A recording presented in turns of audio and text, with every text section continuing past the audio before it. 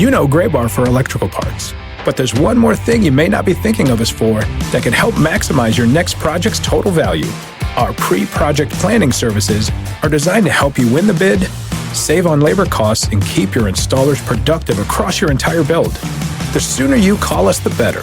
Because when we're there from the beginning, we can anticipate your needs and help you solve problems before they become problems. Yep, Gray Bar does that.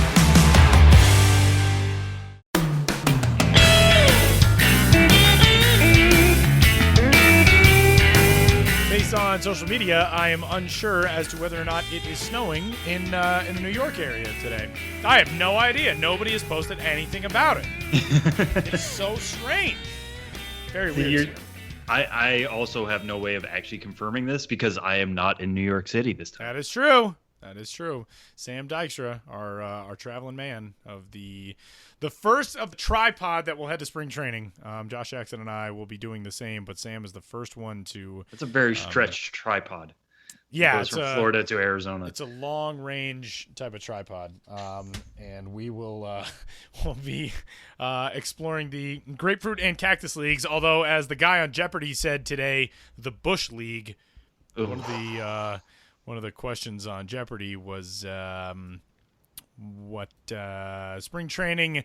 I shouldn't say the question. The answer: spring training baseball in Florida is known as this league. And my man answered, "What is the Bush League?" Nope. Sure not. Grapefruit League is where we find Sam Dykstra, the Grapefruit League.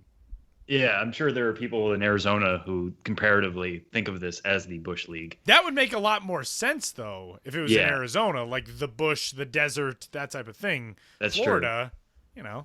Who's thinking Although, of that? think about the former governor of this state, Tyler. That's true. That is true. Yeah. Fair point. I'm assuming they just hang around. I always find it strange. We'll leave that for a different topic, different discussion. But hey, welcome inside this week's edition of the Show Before the Show podcast from MILB.com. My name is Tyler Mon. Sam Dykstra, not in New York City, is in somewhere in Florida. Where in Florida? I am in Tampa. I'm actually right down the street, I think, from Busch Gardens. Okay. Which does not mean I will be going to Busch Gardens. It's just It is there, which is neat and good to know. And that's good. Reminds me of the time I went there once with my family. It's been really good. I went to Clearwater today. You'll hear that later on today. I got an interview with Adam Haseley, the first round pick of the Phillies. So that was a lot of fun. Bumped into Scott Kingery's dad, and we'll talk about that in a little bit. We will. Phillies are always a good place to start. I feel like they have a solid farm system and a lot of guys to see both on the major and minor league side who are still prospects, which makes this kind of fun. You're not going into the depths. It's kind of anywhere you turn on the backfields there in Clearwater, you're going to find somebody to watch. So it was a good first day. It's whenever you're in spring training, it's always a good day. It's my favorite day, my favorite week of the year when we get to go down and do these things. And Sam is down. Sam's down for a while in Florida. When did you get there? I got here yesterday. Okay, Tuesday. Yeah, I got here Tuesday, super early in the morning, give me the full day, get settled, get my research in, all that kind of stuff. And then I am leaving next Friday. Man. Yeah, as one of my friends put it to me, I should start paying zero state tax because I've been in Florida a bunch. That's true. The last 12 months. I've been here for spring training last year, then the Futures game in Miami. Yeah. And then the winter meetings in Orlando, and here I am again. Yeah, so you are getting very basically a part-time resident. Yeah, that's true. This is not the warmest that you have been while being there, but it probably feels the warmest since you've had to deal with a New York winter. Oh yeah, no, I'm which apparently right now. It's great. Yeah, apparently it's snowing there. Who knew? Have we mentioned that yet? Who knew? It's crazy. Has anybody mentioned it yet? So, welcome into this week's edition of the Show Before the Show podcast from MILB.com. He is Sam Dykstra, and I am Tyler Mon, and we are talking all things minor league baseball. Today, we are going to get a chance to continue along on our discussion of our organizational rankings. And again, to kind of refresh what exactly these rankings mean, we are ranking major league organizations, their minor league systems, via certain groups of players. So last week it was position players. What teams have the best position player prospects and where are they ranked among all 30. This week it's pitchers, and of course we got the comments all over the place of, how can you not have this team ranked here? This is ridiculous. You're not doing this. Is absurd. I can't believe this. They're not overall rankings. They're just rankings in those categories. So it's very important that we clarify that. We will also hear from the 6th-ranked prospect in the Philadelphia Phillies organization, Adam Haseley, the outfielder who last year spent time between the rookie-level GCL, the short-season Class A New York Penn League, and Class A in the South Atlantic League, and was the 8th overall selection in last year's Major League Baseball first-year player draft. And before we get to those things, thanks for tuning into the show before the show, wherever you found us on iTunes, Apple Podcast, the Stitcher app, Pocket Cast, the thing that we discovered recently that we are also on, Google Play. We're everywhere, and you can find us and give us a rating and a review and a subscription and get in touch with the show as well. Podcast at MILB.com. We got a nice email into the old inbox today from Father Kevin Delaria in Pennsylvania. Did not realize that Kevin was, we've heard from Kevin before, did not know that he was in that line of work. And Kevin had a question about affiliations and the shuffling that's going to involve San Antonio and AAA and Colorado Springs and West Texas and all these different things. And so if you too would like to get in touch and have your question answered and maybe get a very own personalized email from Benjamin Hill, who may still be alive, we haven't talked to him on the show in weeks, you can get in touch. Podcast at MILB.com. Sam's on Twitter at Sam Dykstra, MILB. I am there at Tyler Mon. And let's get rolling. Strike one this week, Sam. Kind of a strange story that came out on Monday from Washington Nationals camp in Florida. Seth Romero, the 5th-ranked prospect in the Nationals organization and a first-round selection in last year's first-year player draft, was sent home from West Palm Beach, Florida, and camp there. The 25th overall selection, disciplined for, quote, violating club policy, unquote. That was according to MLB.com. The violation, not disclosed. How long he's going to be home from camp, also not disclosed. The transgression, this is according to Josh Jackson's report on our site, was, quote, not reportedly a violation of Major League Baseball policy. So we're not going to be in the business of speculating this, but one important thing to note in this story, Seth Romero was suspended twice in college from his team at the University of Houston and was ultimately kicked off the team for the Cougars, but still being a guy with a very strong upside, found himself as a first-round draft pick. Last year, he pitched 3 no-hit innings in his first start at Class A short season with the Auburn Double Days in the New York Penn League. And after that, he said, quote, I put pretty much all that behind me, referring to his disciplinary issues. I'm focused on what's ahead of me. Sam, what do you take away? What do you make from this? I mean, it's just really unfortunate. That's the biggest thing, is that, Romero is somebody we all had circled of just saying, like, we're going to have to watch him for behavioral issues. You mentioned the issues at Houston, being suspended twice and then being straight up kicked off a team isn't great for your stock, obviously, going into the draft because of character concerns, but also teams can't see you. And if they're not being able to see you in the second half of the spring in, competitive situations, then that's tough on you. For him, it helps to have a plus fastball and a plus slider and a pretty good changeup. He has all the mix, he has the mix down for sure. That's how you end up a first round pick. But, the Nationals, have said, like, they don't normally like taking bad character guys. They just liked the package so much as a pitcher. They seemed willing to work with him and take him on, and they knew everything coming in. It's not like they didn't do their homework. This isn't a big surprise or anything that he might have some behavioral issues, but to come into your first spring, this is a chance to show the organization that you prepared all the off season, that you got ready for a full season, in his case, to show he's ready to throw 120, 140 innings, something like that. And to be sent home from spring training is hard. It's harsh. Yeah, that's a big punishment. Right. It's not something, I don't think I've ever heard of that. I mean, I'm sure it happens, but not with like a top prospect. The idea of, we don't even want you around right now. Right. Like, just get out of here. And this could be something that they did for his own benefit. He could be getting it in his own way. They may think, like, this is too much for you right now. You need to go home, clear your head, and come back refreshed. Problem is, the season hasn't started yet. So what's going to happen in July, when he's been going at this for a while? all of that. It just dredges up all the things we were talking about going into the draft with him. And, for the Nationals to know what they were getting and to still not like what they're seeing should be fairly telling to the rest of us.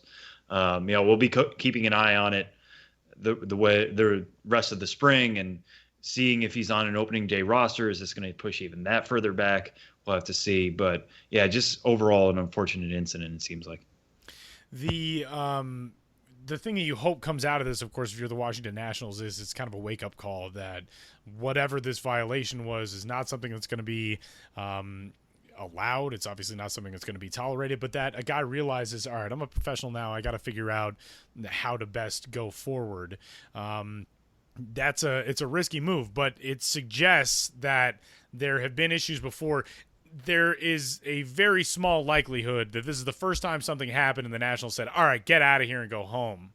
And, like I said, we're not going to speculate as to the depth or the specifics of that, but it does suggest that there have been some type of issues before this, and you just hope that it's not something that an athlete learns too late. I think oftentimes that's what ends up being such a major issue for some guys, is when the maturity level doesn't progress fast enough, then all of a sudden you find yourself not with a job and you wonder how you missed an opportunity. And if you're somebody like Seth Romero, the door is wide open. You're in your first full season, 25th overall selection last year. You're a left-hander, so you're going to get work, got a 60 grade fastball, but everything's got to come together. It can't just be I'm talented, because organizations don't often deal with a guy just because he's talented. So an interesting situation, a tough one, but an interesting situation.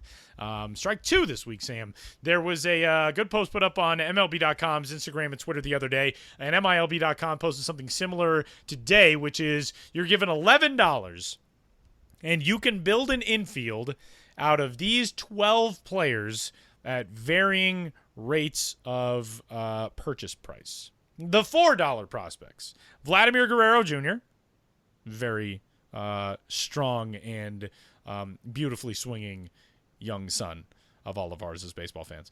Gleyber Torres, Nick Senzel, and Fernando Tatis Jr., a guy who I have a very big man crush on.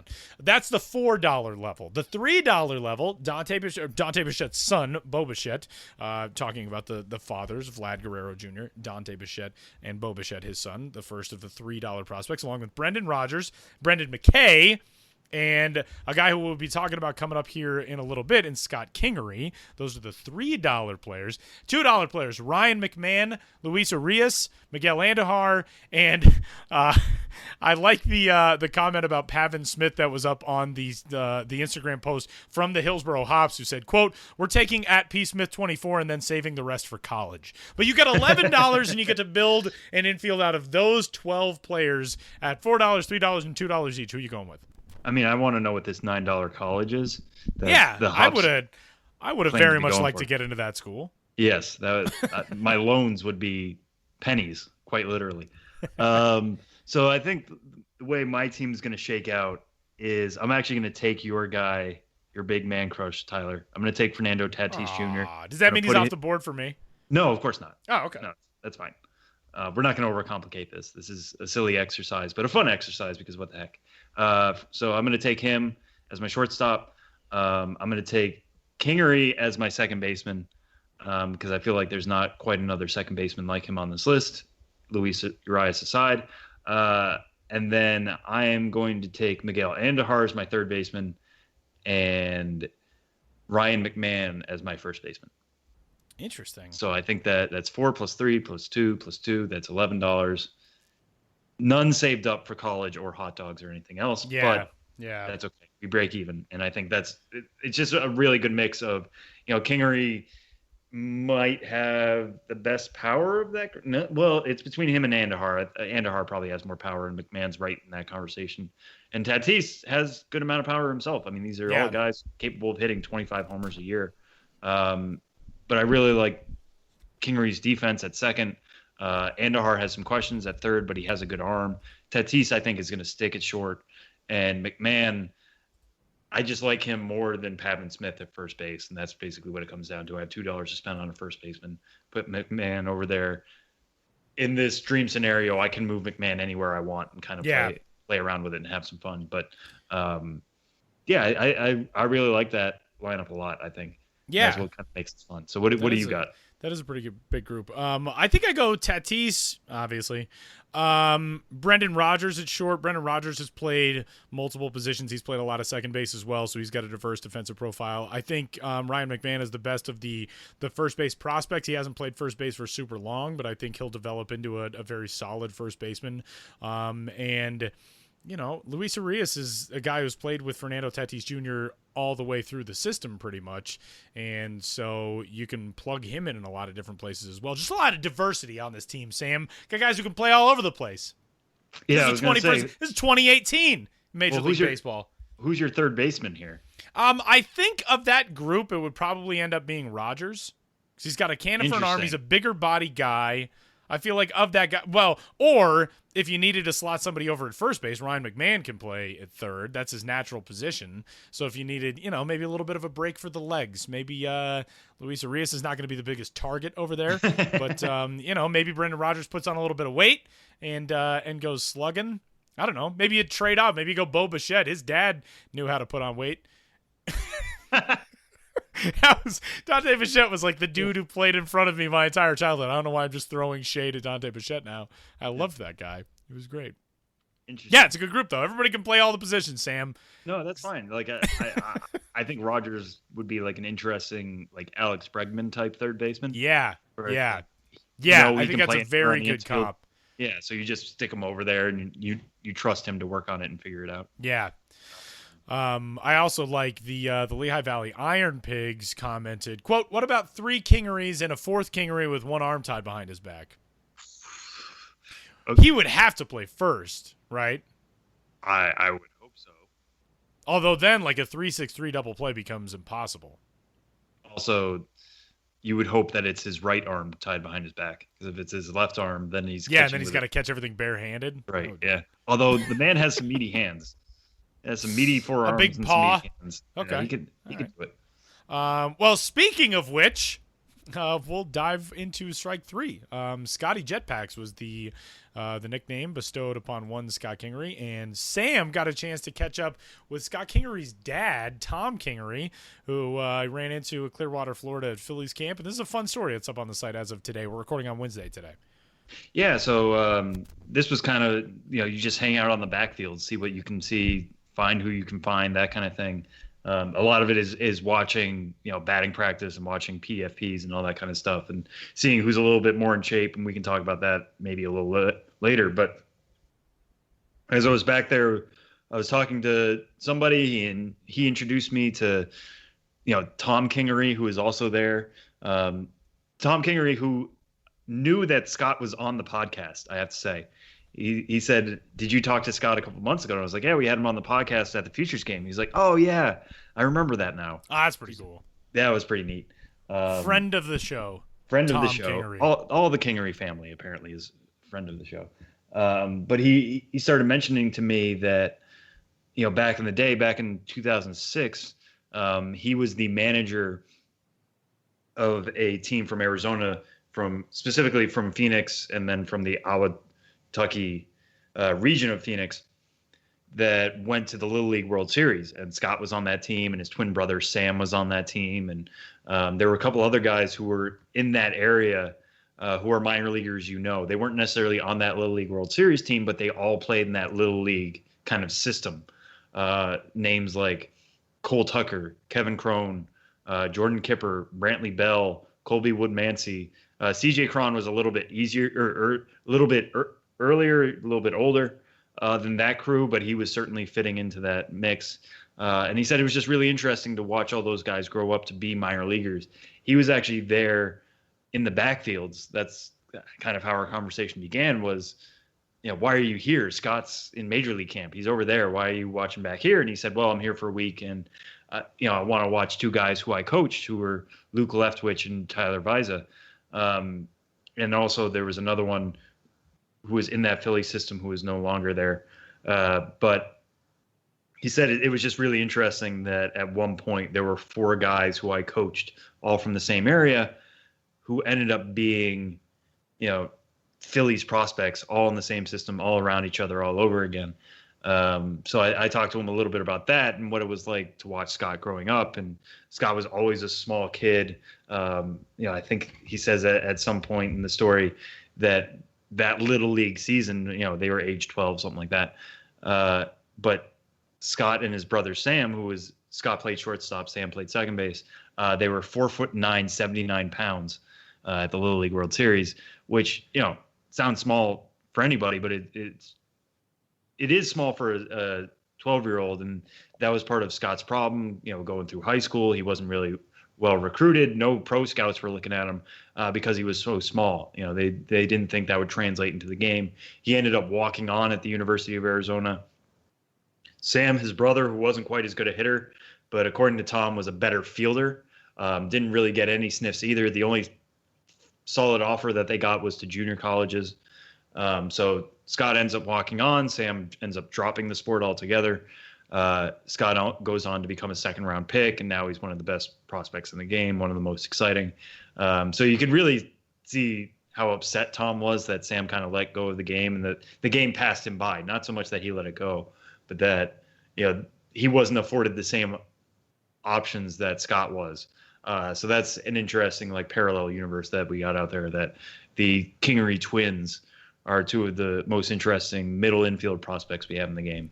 But yeah, that just getting to talk to him, getting a little bit of Scott's background and how, competing in an area like that, which was, so filled with talent, my Little League system wasn't presenting any minor league options. And now all of a sudden, there's about 10 guys currently in the minors who at one point played in this Little League. Was fascinating. So really fun talking to Tom Kingery, and check out that story on the site now. Yeah, great story up on the site right now at MILB.com. Last one, a foul ball for this week. Some disappointing news for the Tampa Bay Rays, who have become way too accustomed to that this spring. Right-handed pitching prospect Jose De Leon was diagnosed with a torn right UCL and could be facing Tommy John surgery. He will reportedly go get a second opinion from Dr. James Andrews, but that is, the tear in the UCL. It's rare that a tear in the UCL can just be rehabbed unless it's very slight. So just more downer news for the Rays. They already lost Brent Honeywell for the year and now got to deal with Jose De Leon. Yeah. Normally this would get its own strike, but I feel like last week, we really, everything we said last week with Honeywell, you just transfer that to De Leon.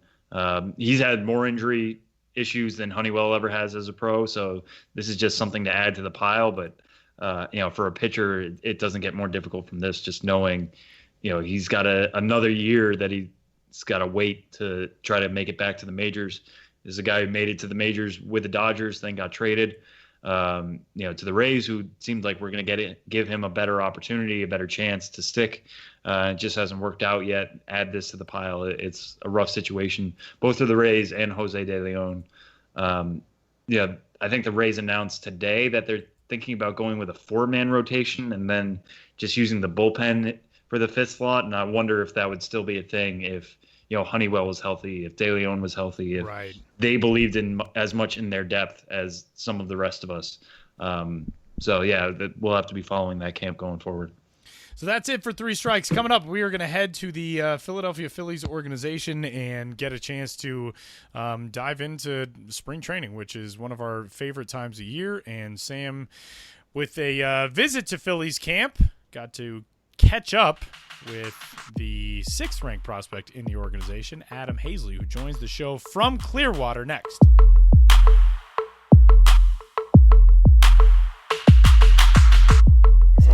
All right, so how's the first spring treating you so far? It's going well. Been here for a little less than a month now. All right. Came down here a couple weeks early, so just enjoyed getting back at it. Was that something the Phillies wanted you to do? Was that something your idea to come down here early? How'd that kind of work out? I think it was more open to anyone that wanted to come, and I knew I wanted to come here and kind of do some fly ball work and stuff like that. Back home, there's not really a field to do that, so we did some live BP, and then we got some reads in the outfit and stuff like that. So it was just good to get back on the field. Yeah, and when you're saying fly ball work, what are you trying to get in, especially that early? Mostly off the bat. Okay. So we're taking BP, and there's only there's not many people out there. We can just kind of read off the bat and shag, power shag when we want to. And how comfortable do you feel now? Because usually you're playing baseball right now, so to get in that early work to kind of prep for 140 games to come.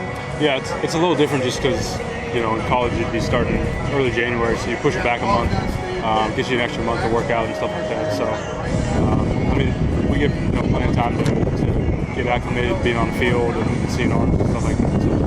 And what do the Phillies kind of stress to you to prepare for that many games, to be playing it deep into September?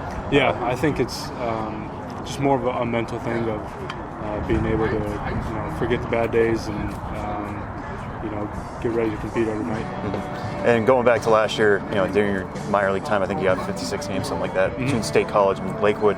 What did you take out of that experience? What was kind of new to you, and what were you kind of learning? Playing every night was new to me. Like I said, forgetting the night before and it's a brand new game and anything could happen. So having a short memory and taking care of your body, getting enough rest, eating well. And in terms of your skill set, what did you learn about yourself playing every day? Like, what about you trying to change? Yeah, hitting with wood's a little different. You can't really get away with things you could with aluminum. So you got to be set with what you want to do and how you want to go from at bat to at bat. So everything has to be a little bit sharper. And what's it like being a Phillies prospect? Right now, Eagles just won the Super Bowl. Like, this is a pretty sports-hungry town. You're the first-round pick entering a first year. How has it been just entering that kind of atmosphere? It's exciting. I think everyone here is excited for the future. And, everyone's working hard. We're not trying to take care of ourselves and take each day one at a time. Mm-hmm. And what's kind of the atmosphere in this farm system as a whole? Because it is a young farm system. It is a talented one. There are a lot of, especially outfield prospects as well. Yeah, like I said, it's kind of an excited atmosphere. Everyone's pretty positive and especially looking forward to the season coming up here. So everyone's been encouraging, have a positive attitude, so it's been fun every day. Mm-hmm. And what was it like last year, the draft process for you? You had Adam Smith going through that too at UVA. You guys both going the first round. What was it like going through that together, and then now you're both entering your first full season? Yeah, it was cool. Living with Peyton for 2 years and getting to know him really well. I was super happy for him when he got picked. And, we both knew that the guy was going to have a plan wherever we were going to go. So we're just going to sleep that and wait for something. Did you guys ever talk about who was going to go higher? No, we didn't. We didn't. We were in the middle of the season trying to, make to the playoffs and then do well in the playoffs. So we were pretty focused when we were both living together. Mm-hmm. And one of the scouting reports on you is that you got a lot of speed, you cover a lot of ground, good hitter, power's not quite there. Is that something that you're going to be trying to strive for, or are you happy with where your game's kind of at? No, I don't think it's something that you actually think about during the game. I think it's more about swinging at the right pitches and kind of fine-tuning your swing. So, when that opportunity does present itself, that you can put on your best swing with a good pitch. And has anybody talked to you kind of like about the fly ball revolution, that kind of thing? Is that something the Phillies stress with you guys, is launch angles and getting into that, or is it still too early? It is. There's the hit track, stuff like that in there where it tells you the spin rate, exit velo, and all that stuff. So yeah, it's definitely emphasized here. And I think it's around baseball. It's kind of going that way where it's very technological and stuff like that. So for me, I try to swing at the right pitch and get off my best swing, and those things kind of tend to happen when you do that. And as I compared to what you guys were given in terms of that stuff in college, is it leaps and bounds? I think it's different. Yeah, it's definitely a lot more advanced. In college, we did have that, but we didn't really, focus on sabermetrics and stuff like that. It was more trying to, win games and get to the playoffs kind of deal. Right. So did the Phillies kind of hold your hand, talking you through all this kind of stuff, or is it kind of on you to study up as much? I think it's a little bit of both, honestly. I think if you want it, you can go ask and, say you have a good game or somebody, you can go ask what the exit velo is or something like that. I think they all track it. But if you don't want it, they kind of leave you alone. Mm-hmm. And with the Phillies young guys, up there now, Kingery, Crawford, Hoskins, all of those guys have come up and done really well. Have you had any contact with those guys, or when you were here early in Clearwater, did you talk with the major league side much? Or actually did not. They were already started by the time I got here, so I haven't had much, meeting, communication, stuff like that with those guys. Mm-hmm. And I know it's probably too early to guess where you're going to be going, but decent chance you're going to be here in Clearwater. What are you looking forward to about playing in the FSL and already knowing this atmosphere at the very least? Yeah, I've talked to guys that have played there previously, and they have nothing but good things to say about it. So honestly, I'm excited to wherever they decide to put me, and just going to try to take care of myself and play well. What do you think can be your biggest emphasis for 2018? like I said, it's just I think staying healthy and staying mentally, strong and consistent. I think is the biggest emphasis.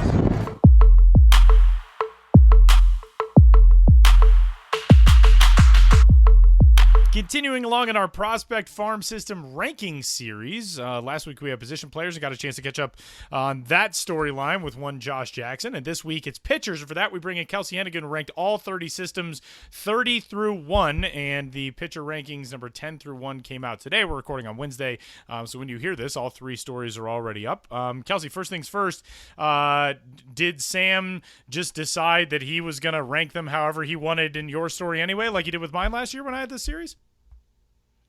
Kind of. So there was definitely discussion. Wait. No, there is no kind of. It's a definitely. Let me talk, Sam. Let me talk. Yes, Sam. Yeah, exactly. I mean, so he had his ideas in mind. He wanted me to have my own ideas in mind. Most of it we came to an agreement with his ideas. But when I did stand up for things that I was really passionate about, he was like, okay, go with your gut. Oh, so wow. So you got to go with your gut. What did I get last year, Sam? Well, You got a correction, is what you got. You got a correction to the correct thing. A correction. Wow, correction, not change of opinion. Wow. Yeah, that's how it works. The Braves had a definite, and I would like to say that history has proven me correct. So well, the Braves were doing some things and some stuff, and there have been some repercussions. yeah, that didn't involve any of their pitchers from last year. Chief, you don't know how deep this goes, Sam. Deep state, those things. Deep state, yeah. John Coppolella knows things that none of us know yet. That's why he's out of baseball. I do appreciate, though, that I can say that the Braves had the best pitching farm system 3 years in a row. It would have been annoying to say 2 years ago and this year. That's true. So Sam inadvertently created a good story. Part of his inadvertently created a good story. Part That's of his, what I'm putting on my resume. His editorial wonkiness with just screwing with people's journalistic integrity, but it's fine. I'm not bitter about it. So there's our spoiler. The Atlanta Braves are number 1. The 15 top prospects in that system feature 11 pitchers now, and they are loaded, and we'll go through 10 through 1 like we did last week I think we did 5 through 1 last week with the position players. Philadelphia Phillies check in at number 5. The New York Yankees are number 4. I know there was a lot of debate there. Chicago White Sox are number 3. The San Diego Padres are number 2 with that loaded system, and now 3 years running, the Atlanta Braves. Kelsie, what stands out to you about the teams that ascended to the top of the list? Is it more of a depth thing or a high ceiling thing for the guys they do have in the system? What's the thread throughout these top 5? I would say it's a combination, and that's actually part of where Sam and I would differ. He was, more about high ceiling guys carry a lot of weight, and I'm like, hey, I'm naming 10 guys. They got to have a little bit of stature there. So, like I said, it's a combination. That was part of why I wanted the Yankees ahead of the Phillies, was because I thought they had more depth. But we kind of just went from there. Well, a big reason I do like the Philly system initially, and until I was swayed by Kelsie, I will say that for the record, I was swayed by Kelsie. Is that Sixto Sanchez? The Yankees don't have somebody like him, and as much as we like to talk about depth in minor league systems, especially for pitching, there's only 5 spots. So you are going to need high ceiling talent to kind of crack a major league rotation. You can have 15 guys. That doesn't mean you're guaranteed to have a solid rotation out of those 15 guys. But what I think the argument that swayed me, at least for the Yankees over the Phillies, Yankees at 4, Phillies at 5, was the fact that Justice Sheffield, he's going to be at AAA Scranton this year. Everybody's talking about, is he major league ready? How quickly can he be up? Chance Adams has already proven himself there. So you're already talking about their top 2 pitching prospects who will probably be major leaguers. They proved it, or they've proven just how good they are at the upper levels. When you're talking about somebody like Sixto Sanchez or Adonis Medina or, Giorgio Romero or Franklin Quilome in the Philly system, these are guys who are still coming up. They haven't quite, cracked AA. Certainly not AAA. You have to talk about somebody like Tom Eshelman, who I think has a high floor but a low ceiling to kind of get in that Phillies conversation. So the Yankees have a little bit a mixture of both. As much as they don't have a Sixto Sanchez, who is number 26 overall, Sheffield is a pretty good consolation prize. And then when you add in how high Adams has climbed in the past, and then Albert Abreu is another top 100 name in there, and then you can go on from there. That's kind of tips the scales for us. So that's 4 versus 5. But Kelsie, at number 6, we have the Tampa Bay Rays. Which this is an interesting time for them, obviously, in terms of arms. Honeywell and De Leon both undergoing pretty big elbow injuries. But why do we still feel good about the Rays at number 6? Yeah, that was definitely another one that we debate about a lot, because at first glance, you just see Honeywell and Brendan McKay, and you're like, okay, well, Honeywell's out for the year, and Brendan McKay has a little bit of ways to go for him. But then the more I looked at it, obviously they got Austin Franklin. They just got Anthony Banda in the 3-team trade recently. Then, of course, Sam reminded me of the AAA Durham rotation last year, who set the single-season minor league record with like 1,400 strikeouts, and then they won the AAA National Championship. So even though they don't necessarily have those high-ranked guys, or some guys who are in between the majors and minors, so they're no longer a prospect technically, they still got, Ryan Yarbrough, Jake Faria, Blake Snell, and Michael Roth, and Chirinos, and guys like that. So I think they still have a lot of, depth there. It's just not necessarily the top names we're used to talking about with other teams. So these guys will definitely have to step up with Honeywell and De Leon out for the year. What about some of these back end of the top 10 teams? The St. Louis Cardinals, we've been talking about, Alex Reyes for a little while, coming back from Tommy John surgery. Jack Flaherty, we know how well he progressed last season. The Dodgers right behind them, the rich getting richer. The Angels, Shohei Ohtani is a different case. We're probably not going to see him, ever enter a minor league game if all things go well and he's healthy. And then the Astros are still there, and Forrest Whitley, of course, is suspended for 50 games. But the back end of this top 10, there are some really interesting prospects in that group as well. What stood out to you about those teams?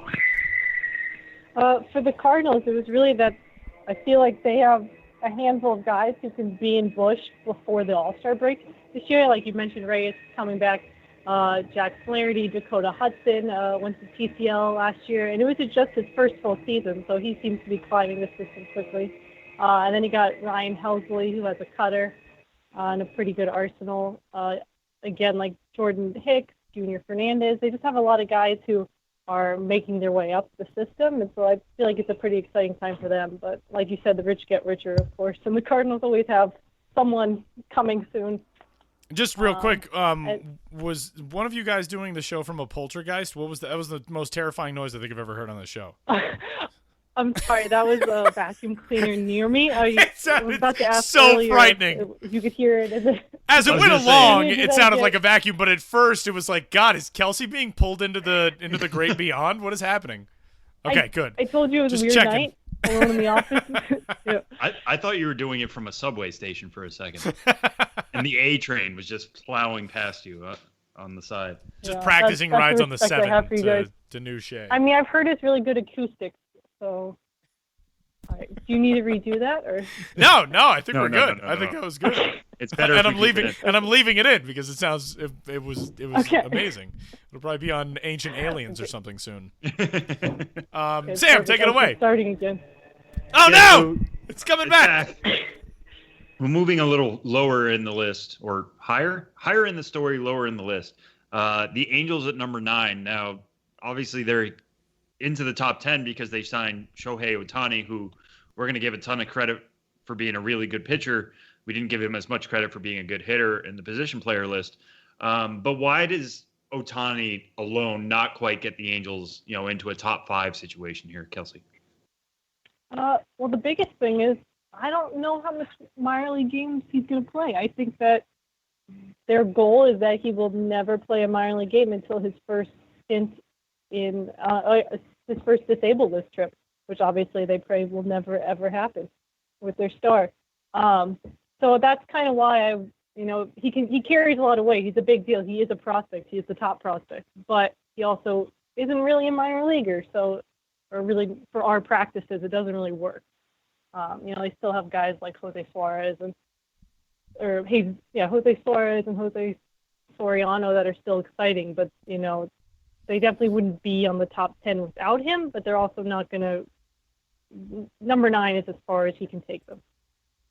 Kelsie, what about the middle third is always kind of difficult to rank in these stories because you have a good idea of who is going to be the upper echelon and who the teams who are struggling in certain regards are. But that middle third is always kind of tough. Is there anybody that kind of surprises you or stands out as either a prospect or an organization that might be able to break through? The Tigers come in at number 11. They've got a lot of talent. It's young talent. The Brewers have had some really interesting pitching prospects in seasons past. Did anybody stand out of like, yeah, I could see this as a top 10 team going forward? Well, the Tigers are definitely the most exciting. We didn't have them at number 11 at first, and then just, looking through all of the names like one by one, it was just like they have too many guys to not have them be the top of this section, with Franklin Perez coming over in the Verlander trade, and then, of course, the first rounders, Matt Manning and Alex Fado and Bo Burrows bring it up. So they're definitely the most exciting. Obviously, that's why they're 11. But I'm also kind of excited about the Marlins. I know that's kind of weird right now to be excited about the Marlins minor league system, but all the moves they've made this offseason have actually started to really show up on this list. So it's Alcantara and Guzman especially, and then also Nieder and Gallen. I think there's more to the Marlins than people are giving them credit. Obviously Braxton Garrett went Tommy John last year, and Trevor Rogers didn't pitch after getting drafted last year, but I think things could start coming together. Also, Dylan Peters was injured last year, but he will be playing again. So I think that this could be an exciting year for the Marlins to make some moves, minor league speaking. And especially because you never know when they're going to trade next. You know what I mean? That's true. JT Realmuto could be traded for a really good pitching prospect and shoot this up. And I know I've had conversations with people in the Marlins who say, yeah, we had no pitching. We're trying to add to that pitching. So even what they did add, if they hadn't added that, I can only wonder how far they would have gone down. Well, if Tyler's going to ask about the middle section, I'm going to ask about the bottom section, particularly at the bottom. We had the Mariners at 30, the Royals at 29, the Orioles at 28. Was there anything there to really separate those groups, you think, or is it just, how did you kind of shake out the bottom? Because this is always what people are going to be looking at. I know Mariners fans are already like, well, there it is. They probably knew that was coming. But, what about the states of the Mariners, the Royals, and Orioles? And do you feel like there's any way those organizations can improve, or is it going to take some sort of rebuild to kind of and adding a bunch of names like we just talked about with the Marlins to catapult these systems forward, at least when it comes to pitchers? Well, for the Orioles, they have Hunter Harvey and DL Hall, who, Harvey, obviously he's been injured most of his career, but when he's played, he's done really well. He just kind of slipped off of the top 100 last year, this past rankings. And DL Hall is also an exciting name. He just did not do so well in his pro debut. So they have big names. They also have some depth. They have, I think, 10 pitchers in their top 15 prospects who provide a lot of options. Most of them are in the lower levels or are coming off injury, so it's the Orioles' biggest problem. But their depth is what made them the higher of the three, or lower. I always get that confused, like Sam. The Royals, the thing that jumped out at me is that most of their big name pitchers, if you could call them that, are from 2014, which, obviously it's not that long ago, but in baseball time, it is kind of a long time ago when you want to be excited about people.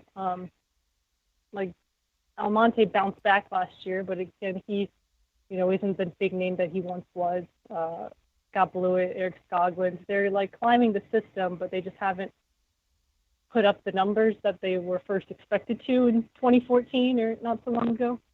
So that's why they were kind of also lower on the list. And then the Mariners, I don't know. I guess no one really jumped out at me as being exciting yet. I think that's why they were there. They have, a lot to prove and maybe a lot to add. I guess their top pitching prospect, Sam Carlson, he was a second rounder last year, but he's only 18. They're trying to be really cautious with him, so I guess he doesn't have the fanfare around him that the other guys do. So yeah, I think that's it. The Mariners do need to add more. I guess he could develop into something. There's the 2017 13th-round pick, Wyatt Mills. He's a reliever. He's pretty good in the bullpen. He could also develop into something. But I don't know. I think also for me personally, relievers aren't as exciting as starters. I know that's kind of changing right now, that how important relievers are. But most of their big pitchers were relievers, and again, they weren't exciting by makeup or by stats. So that is why they're 30.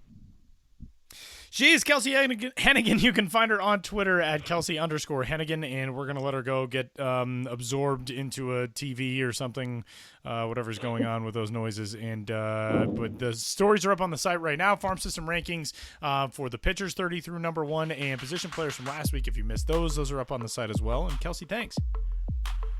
Thank you.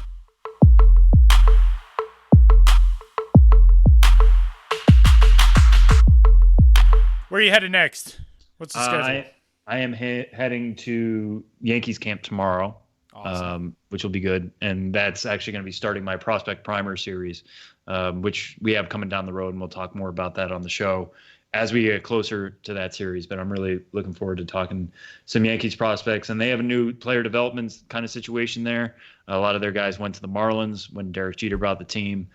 So I'm interested to see how that's going to all play itself out. And obviously a lot of guys will be in Major League camp who are still prospects. So be walking up and down that road, if you've ever been to Tampa, if you ever go to now a Tarpons game or what was a Tampa Yankees game, or just go to a spring training game, there's George Steinbrenner Field, and then way down the street is the minor league complex. You got to kind of walk across a 6-lane highway and then walk down about a mile. They really separate the two. Which makes me jealous of everybody in Arizona, where it seems like everything's much more compact. That's how Giants camp is. Giants camp is certainly that way. Scottsdale Stadium is kind of its own thing, and then the player development camp is a little ways away. So, but yeah, we got cars, Sam. What are you running across the highway for? Because you got to go across the highway to get your car, then you got to go down there, then you got to come back. It's just too many steps. Well, that's coming up next for Sam. Josh and I will be a week from Saturday. We'll be in Phoenix. So next week we'll do another episode with me local before heading down to Phoenix. But Sam will still be in Florida, and going to be fun. It's finally the time of the year when we all get to go down and get sunburned. It'll be good. Yeah. And we'll do our This Minor League Life at some point. Yeah, we will. Absolutely we will. So get excited for that. If that was something you enjoyed last year. Even if you didn't enjoy it, you're going to be stuck with it again. So there. He's Sam Dykstra in Florida. I'm Tyler Mon. We'll talk to you next week.